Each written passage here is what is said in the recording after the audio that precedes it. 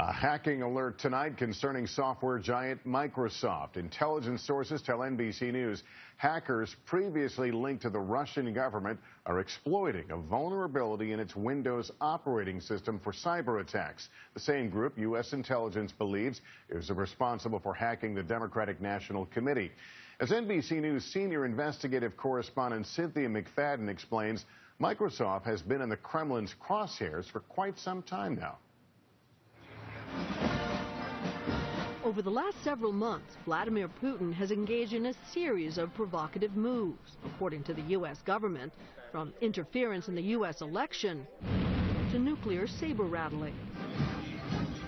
Relations between Russia and the U.S. are at a low point. I think since the end of the Cold War, in terms of our relations with Russia, Putin, as an old KGB officer, views the world as a zero-sum game between Russia and the United States. Whatever is good for the United States is bad for Russia, and vice versa.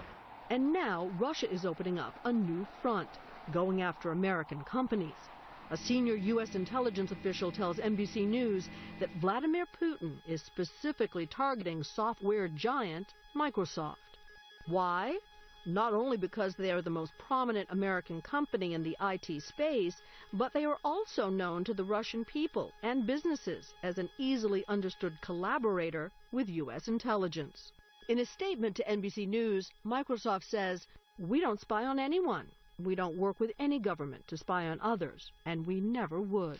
But Putin is pushing to rid the country of all foreign software in both the government and in state-controlled companies.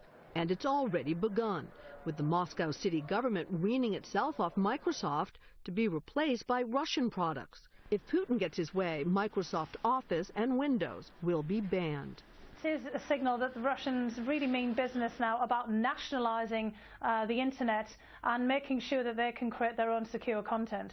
The Russians are fully aware that Microsoft products, like all software, can be used as weapons in cyber warfare.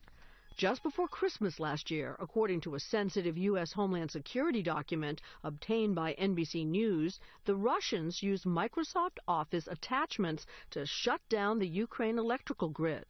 Just the kind of thing Russia is worried about the U.S. having the ability to do to them. To further make their point, last week the Russians also banned LinkedIn, the social media site Microsoft is in the process of buying. This may also feed into Russian hostility or paranoia towards America and its products.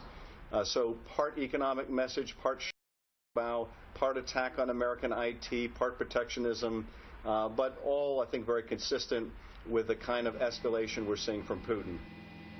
So far, Putin's actions are not affecting Microsoft's bottom line. In the last couple of weeks, Microsoft stock peaked at an all-time high. Lester? All right, Cynthia.